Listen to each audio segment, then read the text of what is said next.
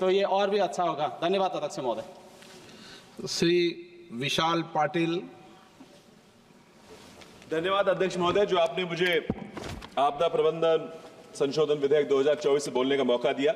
मेरा राज्य महाराष्ट्र और खास करके मेरा निर्वाचन क्षेत्र सांगली लगातार आपदा से जूझ रहा है।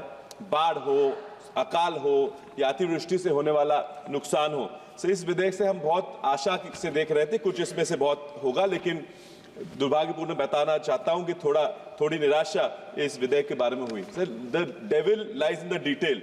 सर, अगर इस बिल को देखा जाए तो केंद्र सरकार चाहती है कि सारे राज्य हमेशा हाथ फैलाते रहे केंद्र शासन के सामने। सर, क्लॉज 37 में कंपनसेशन, जो मुआवजा, ये लफ्ज निकाल के क्या पीड़ितों का अधिकार निकालने की कोशिश हो रही है, आप बता सकते हैं? सर, स्टेटमेंट्स ऑफ ऑब्जेक्ट्स और रीजंस में कहा है कि सरकार मुआवजा नहीं सिर्फ राहत देती है, तो क्या जिम्मेदारी झटकने की कोशिश सरकार की हो रही है? सर, मेरे निर्वाचन क्षेत्र में बाढ़ के कारण गांव से बाहर निकलने में नाव पलटी होकर 17 लोगों की मौत हुई। इन 17 लोगों के कुटुंब को, परिवारों को क्या राहत दोगे? उन्हें मुआवजे की जरूरत है? क्या मुआवजा देना सरकार का काम नहीं है? सर, अतिवृष्टि के कारण, बादल फूटने के कारण बहुत लोगों के फसलों के नुकसान हुआ है। अलग अलग फसलों का नुकसान होकर क्या उनको मुआवजा देना सरकार अपनी जिम्मेदारी नहीं समझता?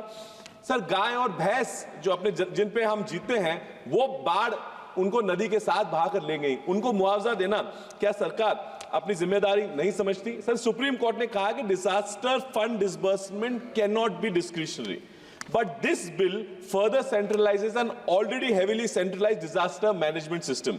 Sir, I appreciate कि आपने अर्बन डिजास्टर मैनेजमेंट अथॉरिटी की स्थापना की है, बहुत अच्छा कदम उठाया, लेकिन इस बिल में शायद जो बाढ़ के कारण है, इंटरस्टेट डैम्स में जो फर्क होते हैं, इंटरस्टेट डैम का कंट्रोल भी अगर आप बिल में ले आते तो बहुत सुविधा हो जाती। कुछ इंफ्रास्ट्रक्चर क्रिएट करने की, जैसे जहां ज्यादा बाढ़ आती है, जहां ज्यादा नुकसान होता है, एसडीआरएफ एनडीआरएफ का जल्दी वहां आने के लिए रेलवे स्टेशन हो, एयरपोर्ट, और सांगली जगह में आज भी एयरपोर्ट की निर्मित नहीं हो पाई है।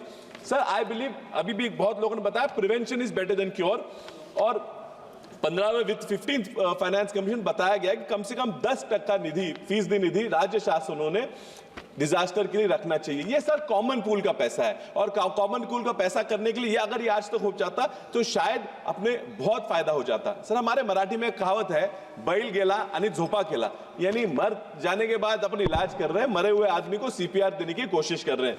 इसलिए सर, इस बिल में एनडीए में को एक अलग डिपार्टमेंट का अगर अपन स्टेटस दे देते तो शायद बहुत अच्छा हो जाता।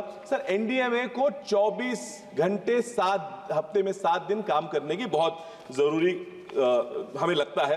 सर, यहाँ वाइस चेयरमैन का अगर एक पद निर्माण हो सकता था तो शायद वहां पे स्वतंत्र लीडरशिप वहां अपन निर्माण कर सकते थे। सर, एनडीएमए में 3-4 ही सदस्य काम करते, जो पहले 6-7 सदस्य हो गए सर, ऑलमोस्ट 6-7 सदस्य काम करते थे। इसलिए एनडीए में फाइनेंशियल एडमिनिस्ट्रेटिव पावर तक यहां नहीं दिख रही।